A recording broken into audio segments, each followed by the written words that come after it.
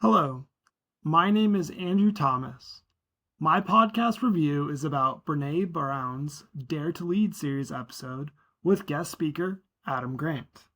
The title of the episode is Reward Effort with Time. One quote that immediately grabbed my attention from the episode was Adam Grant's idea and an essay he wrote for the New York Times titled, "You Don't Get an A for Effort." That statement feels uncomfortable at first. We are taught from childhood to praise effort, to recognize hard work in addition to the outcome. But Grant challenges that mindset. He argues that effort should only be rewarded when it leads to growth, progress, or organizational impact. That reframing forced me to reconsider how we evaluate performance, especially as leaders. This episode connects directly to the employee advantage, particularly Meyer's concept of engaged autonomy. Meyer explained that employees are motivated by purpose, autonomy based on trust, just right tasks, and human connection. However, autonomy not only works when leaders are engaged and communicative. In Chapter 7, Meyer describes 3 leadership types: the micromanager, the cheerleader, and the coach. The micromanager controls too much. The cheerleader encourages but lacks accountability. The coach, however, provides clarity, feedback, and structured support without removing autonomy.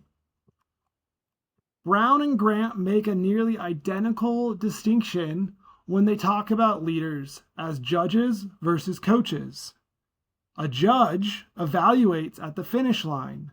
A coach is present throughout the whole process.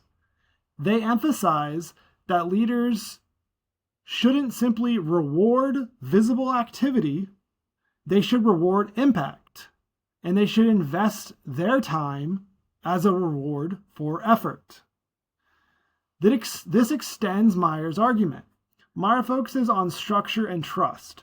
Brown and Grant deepen the conversation by exploring how praise and recognition influence behavior. If leaders reward effort without alignment, they may unintentionally reinforce wasted work and effort. That ties directly to engaged autonomy. Autonomy without clarity leads to misdirected effort.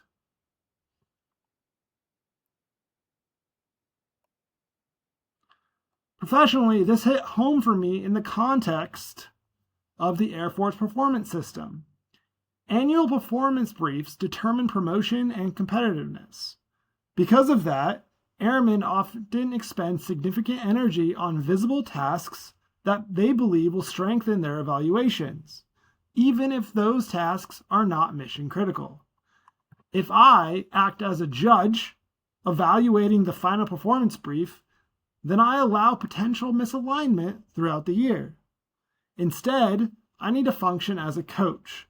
That means having clear priority conversations or feedbacks that align effort with evaluation criteria and reward impact over activity. A major barrier, though, is time.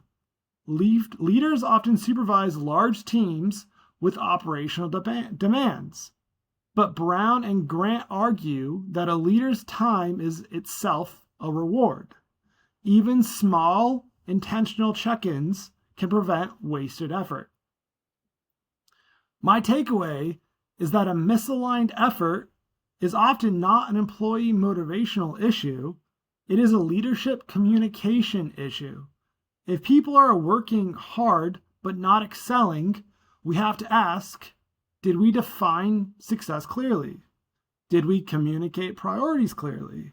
Were we coaching or are we just judging?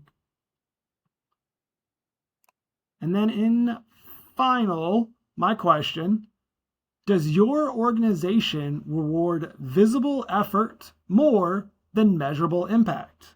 If it does, how would you begin to change that culture? Thank you for watching. I look forward to your comments. I hope you have a wonderful day.